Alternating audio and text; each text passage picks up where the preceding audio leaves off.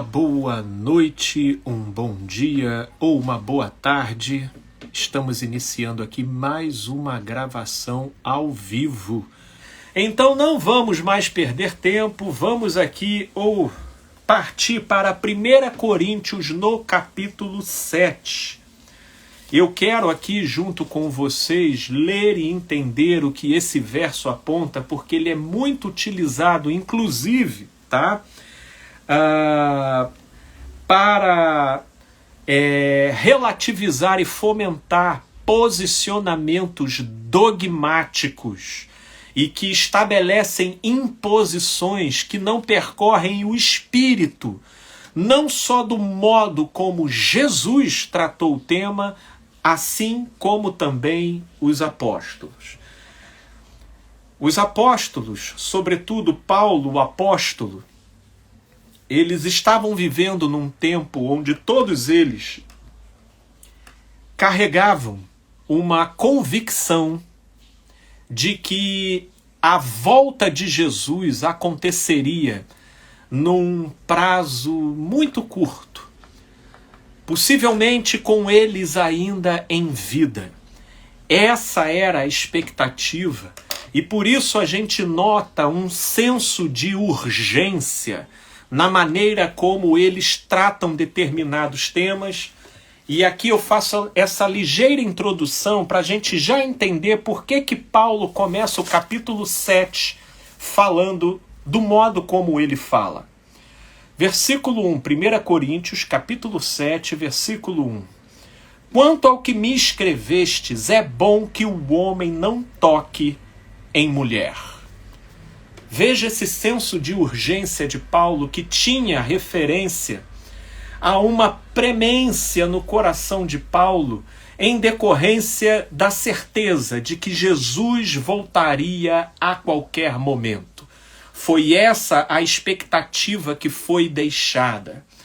E por mais que se tenha passado muito tempo, olhando para os evangelhos, a gente nota, até pelo modo como Jesus tratou o tempo, o tema da parousia, do seu retorno, do advento do reino de Deus, ele trata isso com uma certa tensão.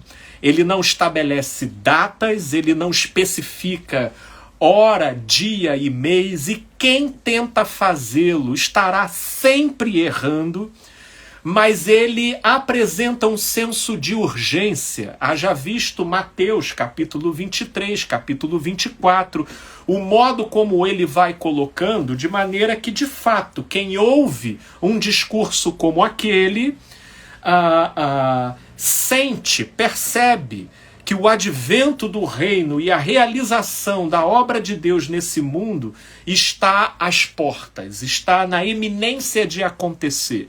E era nesse espírito que os apóstolos viviam, o espírito do a qualquer momento. De uma certa forma, essa saudável tensão, ela é saudável do ponto de vista espiritual, porque ela promove no sujeito uma transcendência que, fazendo ele lidar pela fé com uma realidade dividida em duas dimensões, onde uma será absorvida pela outra, isso possibilita o sujeito a caminhar menos passional, menos propenso a paixões que o seguem, que o tornem surdo, que comprometam a sua percepção em relação ao verdadeiro valor e sentido das coisas.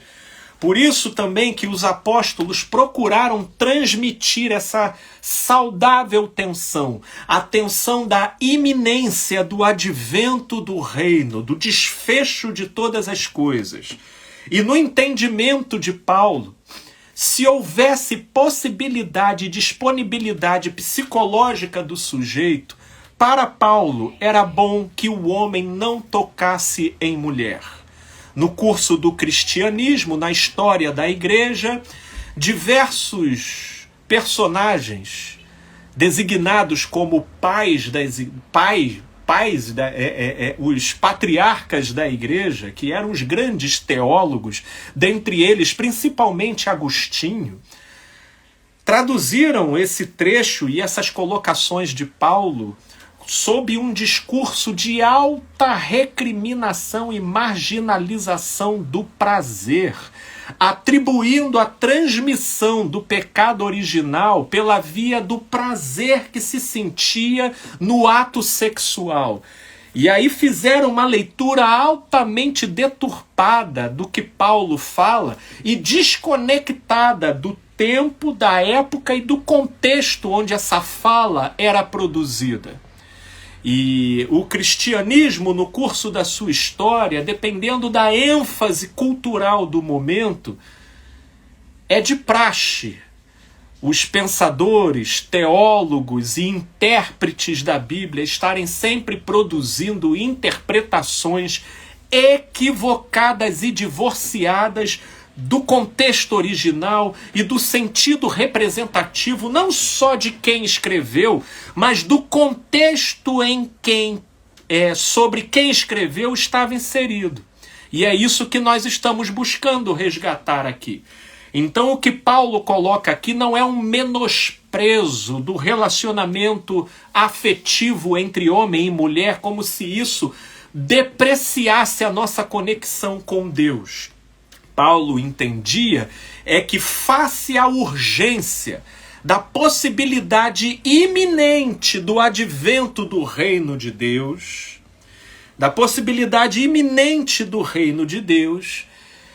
o fato da pessoa dividir a vida com outra pessoa inevitavelmente conduziria ela para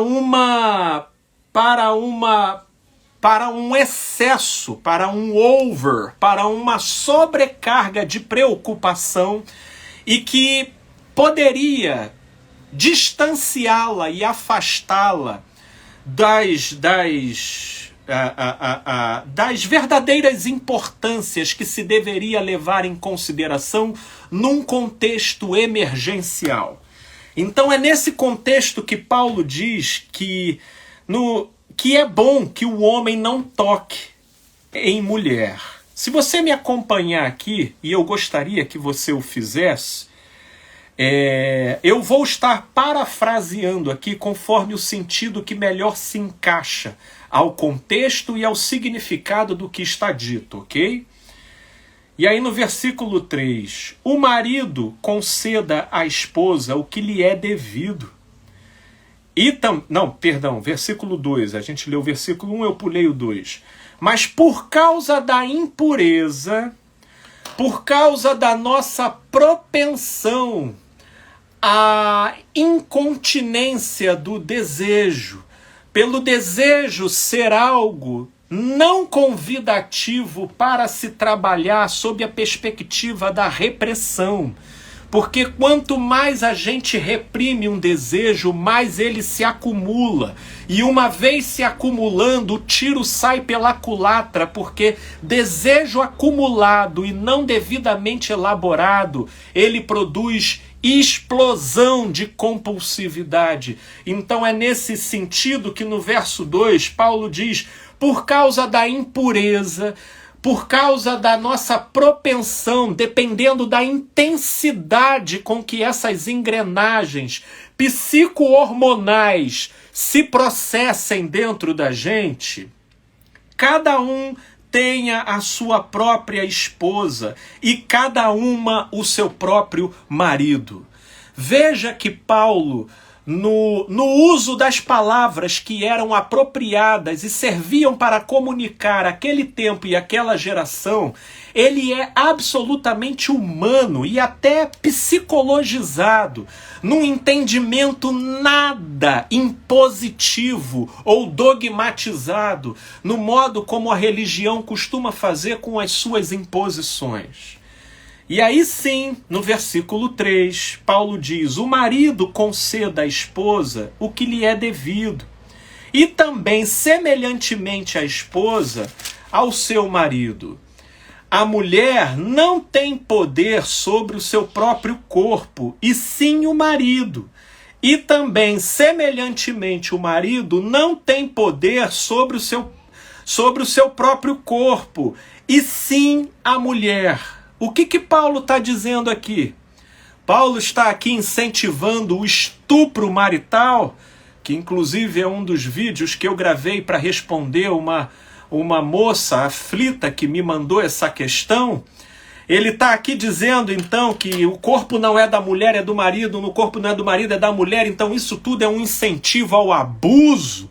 Não, Paulo está dizendo aqui de reciprocidade, que quem assume um compromisso a dois já passa a entrar com a consciência da implicação de que aquilo que deverá ser dividido e compartilhado assumirá uma visceralidade tal que implicará o próprio corpo. Porém, a ênfase é a reciprocidade e não um convite ao estupro.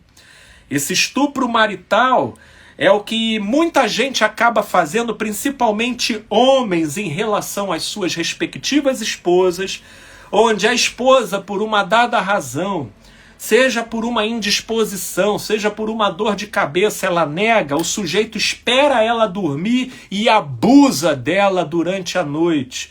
Muitos, inclusive, se aproveitam de esposas que tomam remédio e acabam ficando dopadas, sem os quais elas não conseguem dormir, e quando elas acordam no dia seguinte, algumas delas estão até sangrando. E aí, a religião, ela não costuma arbitrar sobre esse tipo de coisa, porque como é uma coisa que acontece dentro do guarda-chuva doutrinário do casamento, porque para a religião, casamento é papel passado em cartório, cerimônia religiosa realizada em igreja, então para todos os efeitos eles estão casados, então que eles se explodam, que eles se entendam, né? Tem mulheres que apanham dos seus maridos e aí vai conversar com o pastor e o pastor pede para ela se acalmar, para ela orar, para pedir a Deus para mudar, porque o elo do casamento é inviolável e ela precisa aprender a lidar com aquilo. E já diz o famoso ditado que pimenta no olho dos outros é refresco, não é verdade? E é essa implacabilidade, essa frieza da religião, pelo modo como ela sobrepõe o juízo sobre a misericórdia, é que sobre ela também não haverá misericórdia. Porque a misericórdia triunfa sobre o juízo, mas para aqueles que se usam da misericórdia. Portanto, entender esse texto que nós estamos lendo aqui é falar de reciprocidade. Paulo, ele está explicitando a consciência de um compromisso que precisa existir entre duas pessoas, de modo que isso não conduza a desproporções e abusos, mas que na medida em que um se predisponha, o outro também o faça. E na medida em que um se abra, o outro também acompanhe. E tudo isso numa relação conscienciosa do passo que você deu de viver uma vida a dois. E isso carrega implicações. E aqueles que por uma dada razão interrompem as relações sexuais entre si, é convidado a ver um limite, tanto quanto uma consciência desse ponto, para que isso não cause reverberações negativas no parceiro ou na parceira. E aí, veja, é o que Paulo vai falar aqui no versículo 5. Não vos priveis uns ao outro, um ao outro, salvo talvez por mútuo consentimento, por algum tempo. Perceba que precisa ter até um prazo, né? Para que a coisa não desande, né? Não desmorone. Isso tudo é um convite ao bom senso, tá? É um indicativo do caminho, da voz da sabedoria, daquilo que existencialmente melhor se aplica à dinâmica de um casal. Salvo por mútuo consentimento por algum tempo, Aí ele sugere para vos dedicardes à oração e novamente vos ajuntardes, para que Satanás não vos tente por causa da incontinência. Ou seja, manter uma privação mútua por tanto tempo abre margens para tentações, para a produção de miragens. Miragem é aquela alucinação produzida pela nossa psique em relação àquilo ao qual a gente está muito carente. Então, quanto mais carente de uma coisa, mais propenso a gente fica de alucinar, de ter uma miragem daquela coisa que a gente tanto anseia. É assim com o sedento no deserto. Ele está lá com muita sede. O que ele alucina lá no deserto? Água. Assim é uma pessoa que tem interrompida a sua frequência sexual por alguma iniciativa, às vezes pode ser até por uma questão de saúde, né, do cônjuge, às vezes uma depressão. Porém, tudo isso precisa ser, de preferência, tratado, conduzido da melhor maneira possível, para que possa ter um prazo, para que possa ser contornado, a fim de que o parceiro ou a parceira não seja submetido a um teste de apneia na relação. Versículo 6. E isto vos digo como concessão e não por mandamento. Olha como Paulo, a gente precisa entender que Paulo também, ele é uma figura que sai do legalismo extremo produzido pelo judaísmo. Ele era um fariseu nato, criado no meio do total legalismo e da devoção irrepreensível à imposição e à obrigatoriedade da lei. Portanto, Paulo, inclusive, ele falava muito do evangelho para pessoas que tinham esse repertório mental e interpretativo na sua maneira de ler e interpretar o mundo. Por isso é que você vai ver no vocabulário de Paulo determinadas palavras que versam em cima dessa questão legal, de mandamento, de obrigação.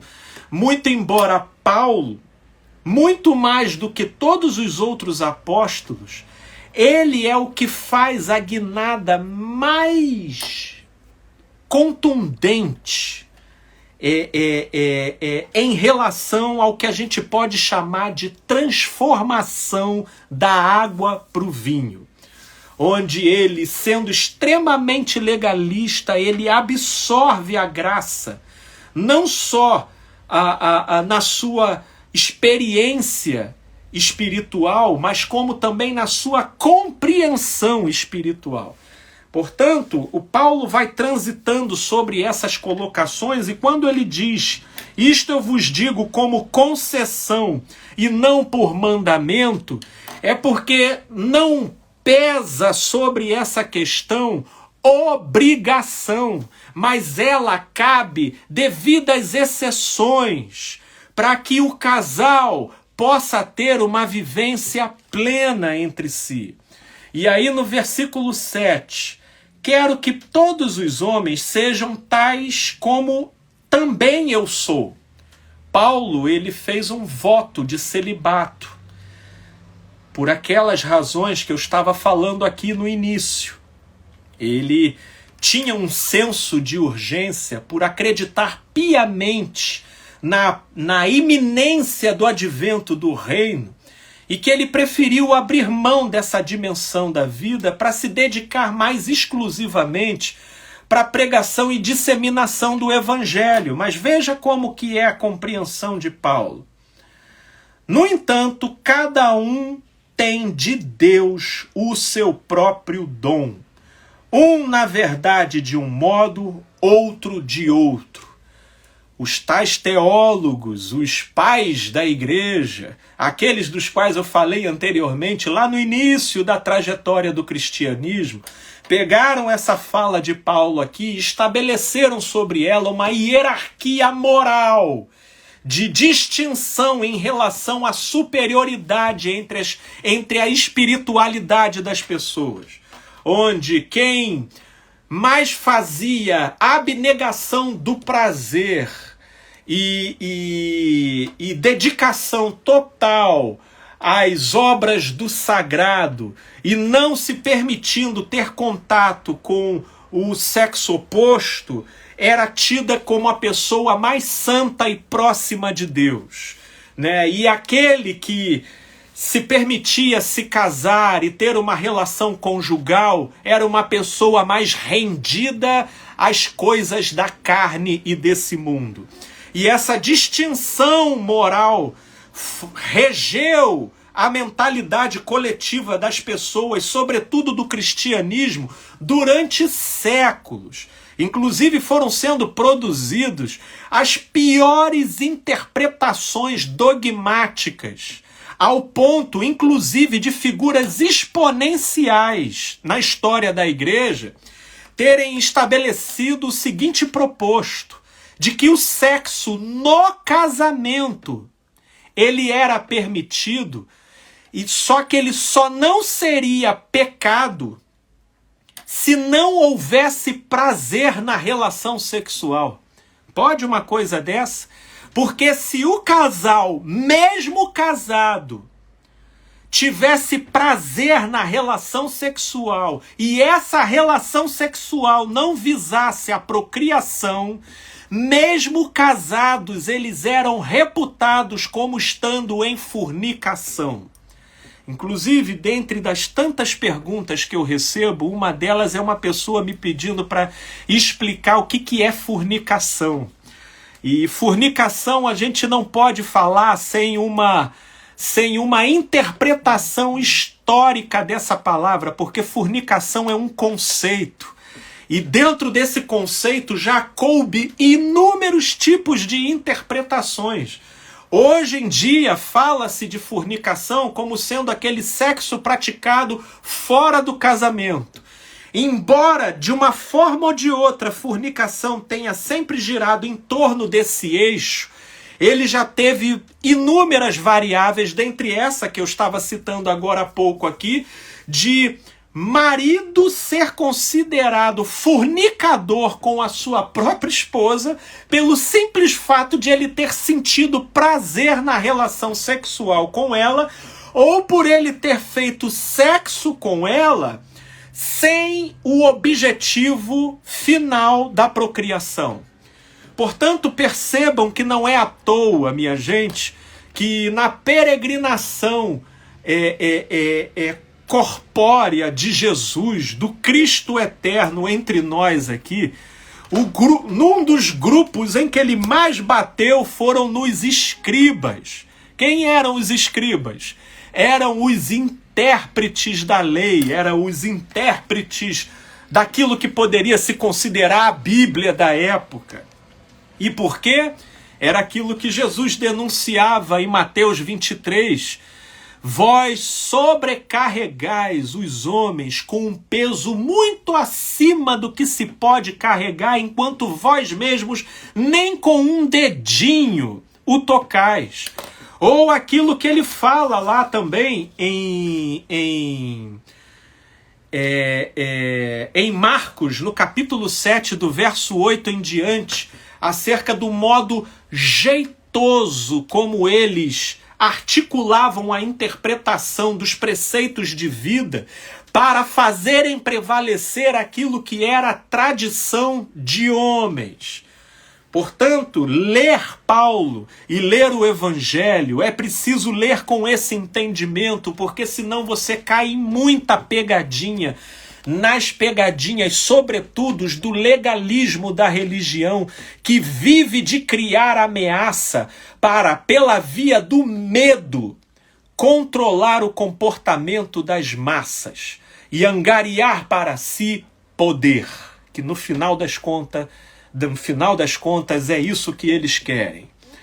Portanto, aqui no versículo 7, Paulo, embora ele diz que poderia haver uma preferência para que os homens vivessem como ele, naquela mentalidade emergencial da concepção que ele tinha do advento iminente do reino de Deus, mas ele ao mesmo tempo também constatava que cada um tem o seu próprio dom. Ou seja, nem todos estão habilitados para esse estilo de vida, onde o sujeito, de modo saudável, sem reprimir impulsos e pulsões, ele consegue orquestrar a sua subjetividade, abdicando dessa dimensão da vida, né? Ou seja, a vida afetiva. Eu, particularmente, meus amigos e amigas, eu não tenho a vocação de Paulo e vivo muito bem e harmoniosamente com isso, porque entendo que o sexo, o desejo, o prazer são todas essas prerrogativas criadas por Deus. E isso é bom. E eu quero viver essa dimensão no modo bom e gostoso como isso é com aquela com quem eu amo, que é a minha esposa. E nisso há santidade, nisso há vida, nisso há Deus. Embora a religião e seus intérpretes tentaram promover uma esquizofrenia entre prazer e santidade, produzir um antagonismo entre sexo e vida com Deus, como se uma coisa se tornasse a opositora da outra. E é esse tipo de coisa que no curso da história, principalmente do cristianismo, foi o que mais produziu neurose. Neurose, e Freud está aí para demonstrar. Caso vocês queiram uma bibliografia para complementar, eu sugiro aqui Eunucos pelo Reino de Deus, onde a teóloga alemã Jutta Hank, né, ela faz uma compilação de material produzido pelo cristianismo desde que ele se tornou a religião oficial do Império Romano por Constantino até a década de 80, demonstrando a maneira, assim, tragicamente cômica no modo como o cristianismo lidava com o tema do sexo e a figura da mulher, né? Portanto, continuando aqui, versículo 8. E aos solteiros e viúvos, digo que lhes seria bom se permanecessem no estado em que também vivo. Caso, porém, não se dominem, caso essa punção ela se estabeleça de maneira forte, como no meu caso, essa punção ela é muito viva, né? É que a colocação ela é feita aqui, que parece que há uma depreciação moral, caso não se dominem, né? Caso não se segurem. Mas Paulo, é isso que eu chamo de partes residuais do legalismo no vocabulário e no modo de Paulo se colocar. Porque isso daqui é muito típico do legalismo, que estabelece a força do sacrifício como sendo um elemento que conduz o sujeito ao merecimento do benefício. Portanto, isso vai estabelecendo uma hierarquia de superioridade e inferioridade moral e espiritual entre os que pensam dessa maneira, né? Mas, traduzindo Paulo para um entendimento conforme o espírito do Evangelho, né? Caso não se dominem, ou seja, caso isso seja uma punção intensa, e o que até aí isso não é problema algum, isso é apenas a constituição psiconeurológica de cada um, então que se casem, que se envolvam numa relação saudável, equilibrada, comprometida, coerente, né? Porque é melhor viver e ter essas punções satisfeitas de uma maneira saudável e adequada do que viver abrasado, se reprimindo, né? Se reprimindo, se segurando, abafando, fazendo da sua sexualidade um verdadeiro teste de apneia, né? E aí, versículo 10. Ora, aí agora nós vamos ver Paulo ele vai trazer uma dupla sessão aqui. A primeira, ele vai falar de um ideal. A segunda, ele vai falar de uma perspectiva existencial e humana. A religião, ela só sabe fazer a leitura da perspectiva ideal. E pela via do que é o ideal, a religião estabelece uma opressão sobre as pessoas, obrigando-as a seguir naquela direção sob pena de punição e do inferno. E é esse extremismo, é esse radicalismo que se torna a ambiência perfeita para a proliferação de toda sorte de taras e de compulsões. Você que mede o mundo apenas a partir do seu próprio umbigo, você pode não ter noção do que eu estou falando. Mas para o amigo aqui que vive e lida com os bastidores da vida humana, ouvindo gente, lidando com a mazela de gente o tempo todo, eu posso dizer para você que eu tenho bastante propriedade no que eu estou afirmando.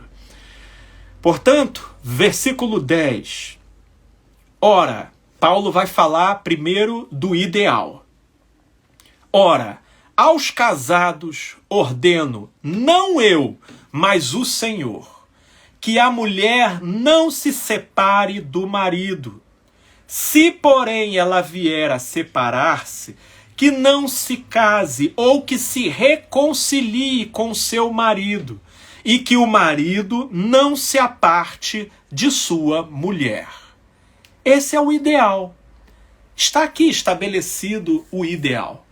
O ideal é esse. Seria bom se pudesse seguir por esse caminho. Se a gente pudesse ter uma referência pelo qual a gente pudesse olhar e tentar se balizar, a referência seria essa. Só que nós estamos vivendo num mundo caído, onde, para além de flores e de frutos deliciosos, também nasceram cardos e abrolhos. Portanto, aquilo que era absoluto se tornou relativo. E na relativização do elemento humano, como vai falar o salmista lá no Salmos 51, fui concebido em pecado e em pecado me concebeu a minha mãe. Isso então operacionaliza uma série de distorções, de pontos cegos, de modo que o desenvolvimento da consciência acontece de uma maneira gradual. A gente já não nasce sabendo. A gente vai aprendendo aos poucos. E nesse mundo caído e relativo, não poucas vezes a gente aprende por intermédio de equívocos. Então, levando isso em consideração, depois de Paulo falar o ideal, agora ele vai falar a nível existencial e humano. Existencial e humano. Versículo 12. Aos mais digo eu, não o Senhor. Veja como que agora é ele que está dizendo. E Paulo ele é categórico, né? Ele não tem mediações do politicamente correto. Parece até um tanto quanto pretensioso e arrogante. Digo eu, não o Senhor. Porque se eu faço uma afirmação dessa aqui, os religiosos aqui vão chegar de vassoura em cima de mim aqui. Já, porque você está alterando a Bíblia. Mas Paulo ele tinha essa ousadia em Deus. E assim ele tinha, justamente porque ele não era legalista, mas porque ele entendeu o espírito da mensagem. E aí, versículo 12. Aos mais digo eu, não o Senhor. Se algum irmão tem mulher incrédula. Agora vamos também aqui refletir sobre essa palavra incrédula. A religião, hoje em dia, né, de uma maneira simplória, altamente simplória, rasteira e superficial, pega essa palavra incrédula aqui e diz que é quem não é evangélico. Aí um católico vai pegar essa palavra aqui e vai dizer que é quem não é católico. E O testemunha de Jeová vai pegar essa palavra, que é quem não é testemunha de Jeová. O adventista do sétimo dia vai pegar quem não é adventista. Porque essa interpretação é uma interpretação tribal. Ela é tribal. Ou seja, quem não é do meu clubinho de iluminados, entendeu? Então é esse quem Paulo está dizendo aqui. Não! Isso a gente tem que compreender e entender a partir da perspectiva de Paulo. Incrédulo para Paulo era todo aquele que não tinha a credulidade em Cristo e no espírito do Evangelho. E o espírito do Evangelho produz frutos de vida. E Paulo, lá em Gálatas, no capítulo 5, ele enuncia quais sejam esses frutos de vida. Quais são eles? Paz, amor, benignidade, longanimidade, fidelidade, temperança, bondade, domínio próprio. Portanto, uma pessoa incrédula, para Paulo, é uma pessoa rebelde e refratária ao espírito do Evangelho, naquilo em que produz os seus frutos. Paulo não está designando aqui uma tribo. Paulo está aqui falando de uma mentalidade, de um olhar. Porque Jesus não veio para criar o cristianismo. O cristianismo foi o que fizeram da obra de Jesus. E Paulo aqui também não estava querendo criar uma tribo. Ele estava aqui querendo fomentar um olhar, um entendimento conforme a mente de Cristo. Portanto, uma pessoa incrédula é uma pessoa que nas convicções que ela abraça, nas certezas que ela propõe e no olhar que ela estabelece na sua maneira de ler e interpretar a vida, leva ela a produzir frutos de morte, que Paulo também enuncia lá no capítulo 5 do livro de Gálatas, que são paixões, que são intrigas, que são confusões, que é promiscuidade, que é a confusão da própria sexualidade em inúmeras direções. Ou seja, uma pessoa incrédula no sentido da vida e expelindo para fora inúmeros frutos de morte, é com essa ideia que a gente tem que ter em mente para entender essa palavra de Paulo aqui. Aos mais digo eu, não, Senhor, se algum irmão tem mulher incrédula e esta consente em morar com ele, não a abandone. E Paulo vai explicar por quê. E a mulher que tem marido incrédulo e este consente em viver com ela, não deixe o marido. E por quê? Paulo vai explicar aqui. Porque o marido incrédulo, ele é santificado no convívio com a esposa. Em outras palavras, Paulo entende que a maioria das pessoas, elas se abrem para o bem da vida quando a pessoa, enfurnada nos frutos da morte, percebe a exemplificação do equilíbrio, da bondade e do amor expressos no comportamento do outro. Sim, existe essa tendência, existe essa propensão, por isso que Paulo diz que se esse marido ou essa esposa incrédula consentir em ficar, então fique. Fique porque o comportamento da pessoa que crê tem poder de influência, de levar a pessoa a perceber o verdadeiro valor e sentido das coisas. Então é nesse sentido que Paulo está dizendo, né? O marido incrédulo é santificado pelo convívio da esposa. E a esposa incrédula é santificada no convívio do marido crente. Mas isso não é um dogma. Isso não é uma imposição no modo como a religião faz e impõe.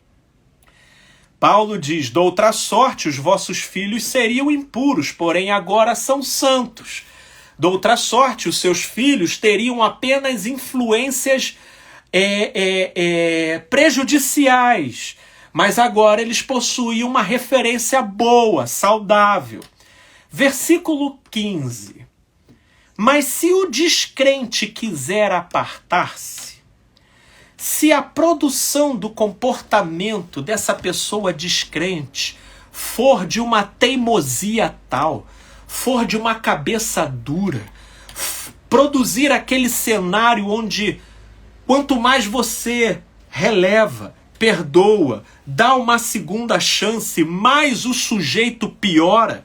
E pelo contrário, ele vai se tornando cínico, ele vai se tornando frio, e ele vai até retroalimentando a sua própria cara de pau. Então, que se aparte, é o que Paulo diz. Em tais casos, não fica sujeito à servidão, nem o irmão e nem a irmã. Por quê? Porque Deus vos tem chamado à paz.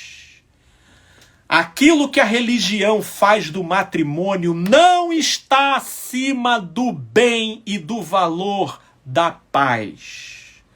1 Coríntios capítulo 13.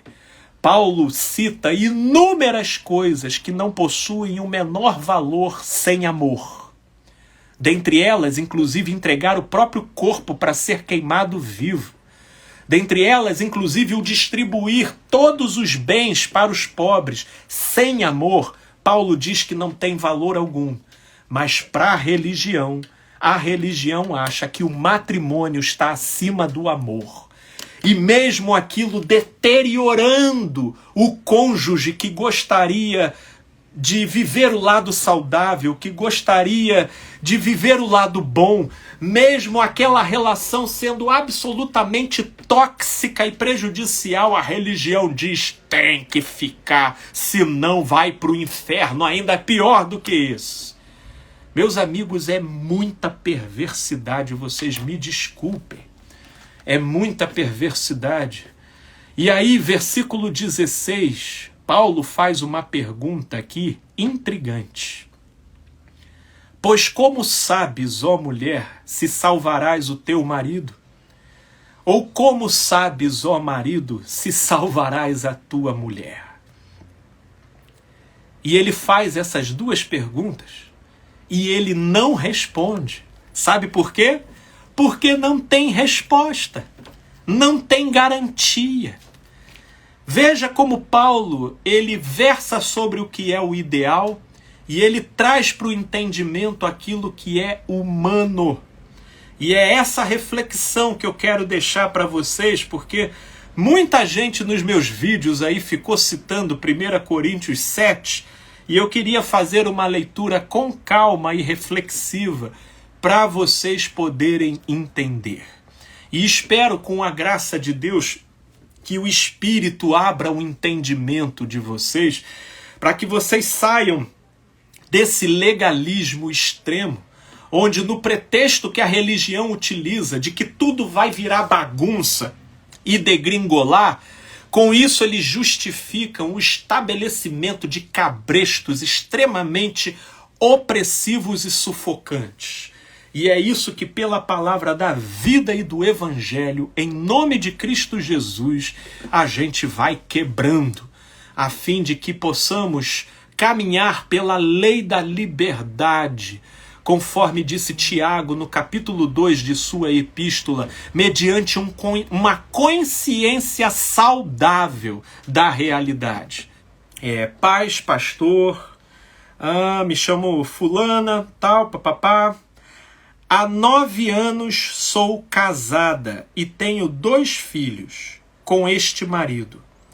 Porém, há algum tempo vim percebendo traços narcisistas nele. Algo que já acontecia, mas eu não identificava. Até porque não conhecia nada sobre esse assunto. Hoje procuro me informar mais sobre isso. Porém, ultimamente, não ando me sentindo confortável ao lado dele. Até porque já houve 4 separações e retornos. Estou pensando em divorciar, pois o final das contas, a louca sempre sou eu. A errada sempre sou eu, e quem está ficando doente com tudo isso sou eu. Tá difícil.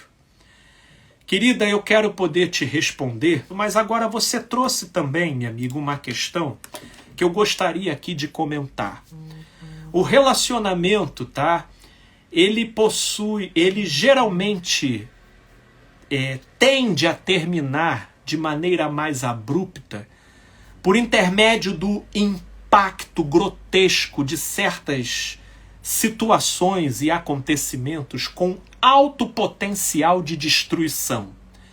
Quais são eles? Traição e violência, né, dentro de casa. A violência, a agressão, o abuso e a traição são acontecimentos mais bombásticos que dão conta de remexer e revirar tanto as coisas que, em geral, isso em si gera a ocasião do término.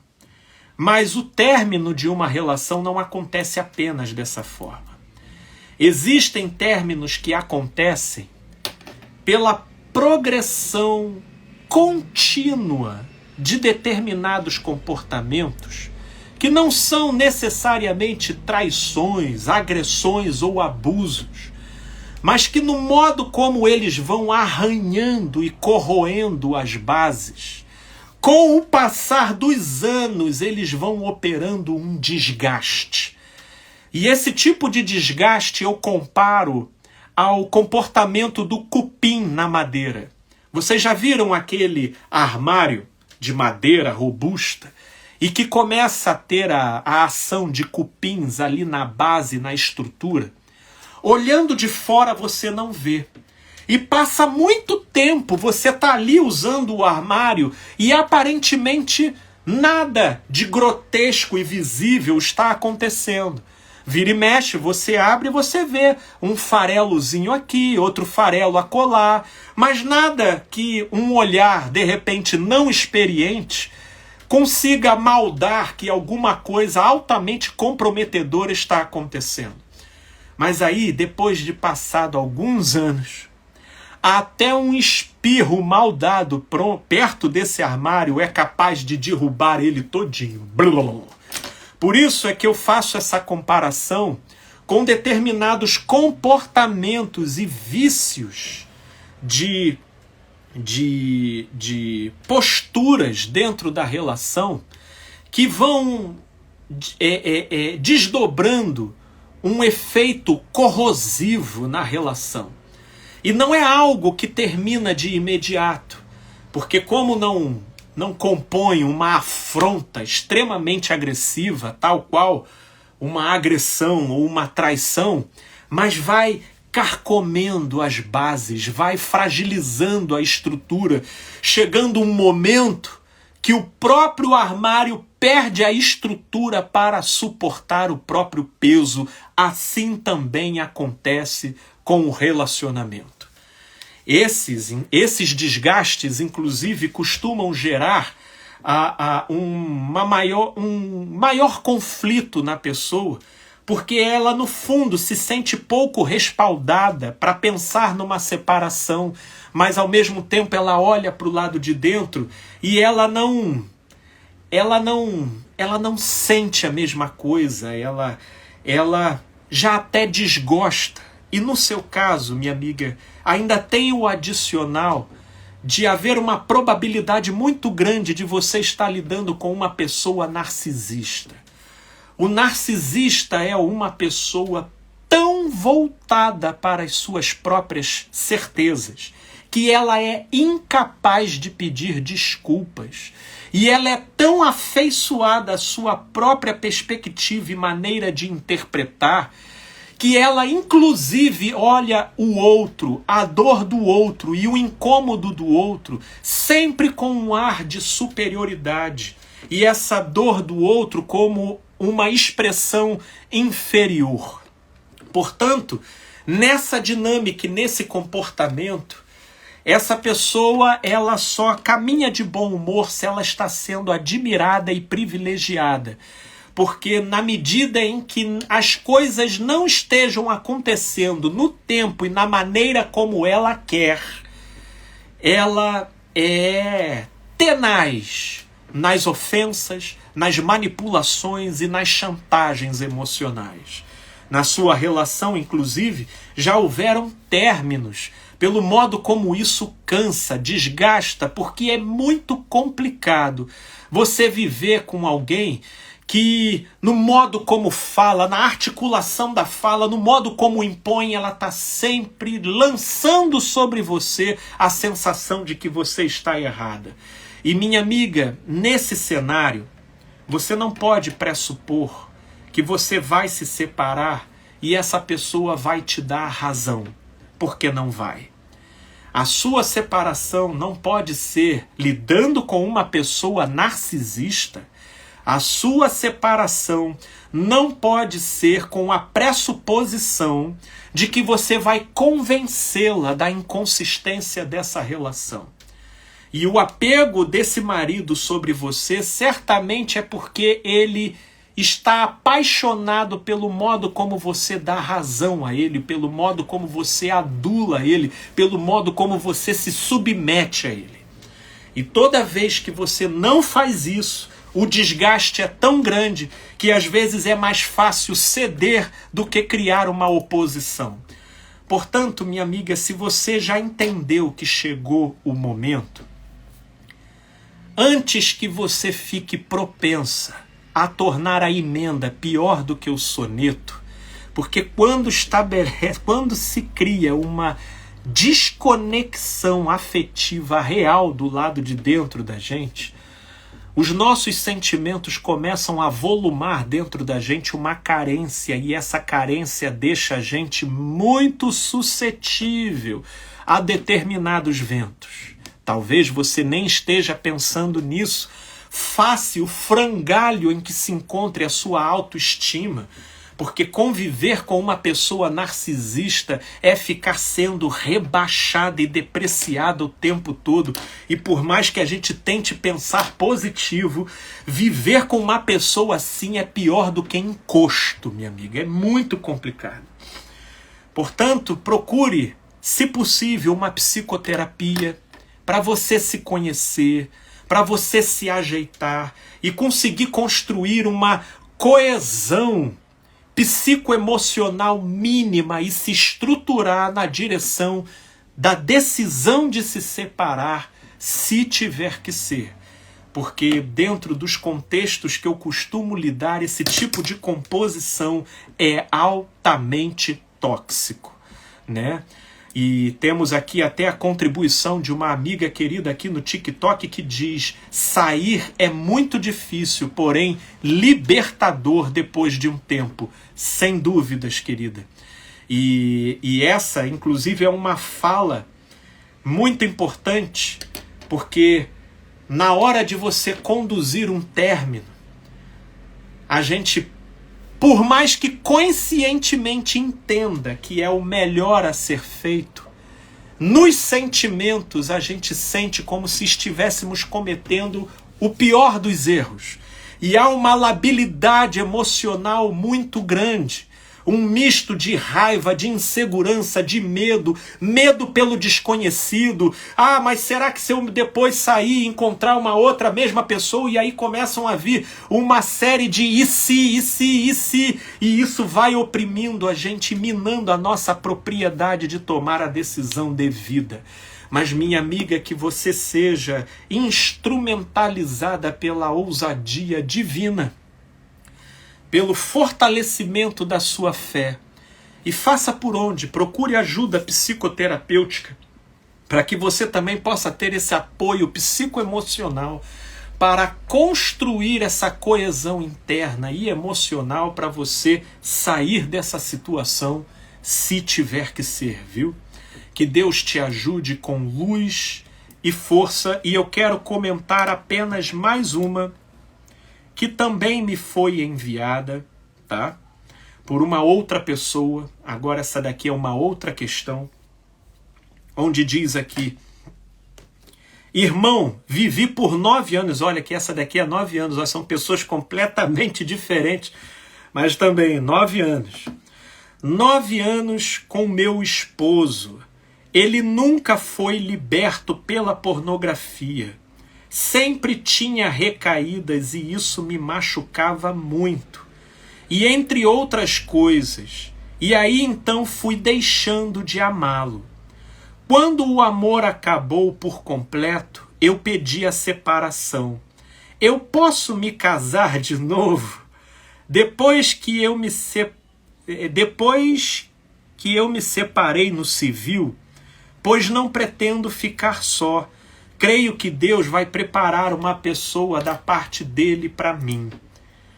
Minha amiga, deixa eu te falar rapidamente algumas questões. Perceba que o modo como a sua relação terminou segue na esteira do que eu estava falando anteriormente sobre o caso da nossa outra amiga, ou seja, é aquele término que acontece pela corrosão paulatina, porém progressiva, da base e da estrutura da relação. Seu marido com um apego viciante na pornografia, isso certamente criando uma série de distorções, não só na percepção, no ritmo dele, quanto até às vezes no seu próprio desempenho sexual. Isso é muito frequente. Fora outras coisas que você não menciona, mas que no curso do tempo foram contribuindo para corromper, degradar, até você se perceber completamente desconectada dele. Agora você pergunta se você pode se casar de novo, e esse é o tipo de pergunta típica da mentalidade religiosa, que olha para a Bíblia como um livro dogmático, imperativo, e não impositivo e imperativo, que não se versa pelo espírito da mensagem do Evangelho. Minha amiga, as pessoas me mandam muito perguntas, é certo, é errado, pode ou não pode? Eu nunca vou dar respostas nessa direção, por mais que tenham pessoas que ficam agoniadas comigo. Mas eu não vou responder, o meu trabalho aqui, e se eu me vejo com uma proposta a oferecer, é poder criar aqui uma mensagem que possa ensiná-los a pensar por vocês mesmos. A pensar por vocês mesmos. Portanto, minha amiga, entenda que aquilo que a Bíblia fala com relação à sexualidade, e ela propõe como algo prejudicial e condenatório, tem a ver com prostituição, tem a ver com promiscuidade. O que é promiscuidade e prostituição? Palavras essas, inclusive, durante muito tempo no curso da história, interpretada como fornicação. E aí aqui entra, né, aquilo que eu estava falando lá no início, de que essa ideia de fornicação, ela é um conceito que já recebeu inúmeras interpretações. No entanto, as Bíblias mais atuais, principalmente de 1980 para cá, elas já foram recebendo reinterpretações, e no lugar da palavra fornicação foi sendo colocada ou as palavras promiscuidade ou as palavras prostituição. E isso por quê? Porque tanto promiscuidade quanto prostituição referem-se à banalização do sexo. É o sexo como um fim em si mesmo. É quando a pessoa mergulha no princípio do prazer como finalidade última da vida e passa a se tornar escrava de um segmento altamente específico e reduzido da vida. Porque um ser humano com um potencial imenso de conexões interdimensionais, de inteligência altamente sofisticada, com capacidade anímica de grandes proezas e façanhas. Para imaginar esse potencial todo atrofiado e desperdiçado numa concentração unilateral de produtividade comportamental única e exclusivamente na direção do sexo, do comportamento bonobo, né? Portanto, isso é que é a distorção da criação, é a banalização do sexo. Portanto, minha amiga, quando você fala de se casar novamente, é de encontrar uma pessoa especial, não é? É de encontrar alguém a quem você possa amar e ser amada, não é isso? Portanto, se é essa a disponibilidade do seu coração, minha amiga, entenda, ninguém nasce pronto. Se a gente já nascesse pronto, a gente já poderia estar habilitado a tomar a decisão da nossa vida lá cedo. Assim que a gente entrou nas responsabilidades sociais da existência, a gente já poderia assumir decisões lá atrás que serviriam para o resto da nossa vida, mas a consciência não nasce pronta, ela se desenvolve gradualmente. E muitas vezes, como eu estava dizendo anteriormente, pela via de muitos equívocos. Não é por outra razão que pessoas, às vezes, elas mudam de direção, elas mudam de carreira. E não poucas vezes elas entendem que a relação que ela entrou já não é aquela que a torna plena, mas pelo contrário, a está sufocando, a está levando a viver uma vida muito aquém daquilo que a cruz e o Calvário, por preço de sangue, conquistou para a vida dela. Portanto, minha amiga,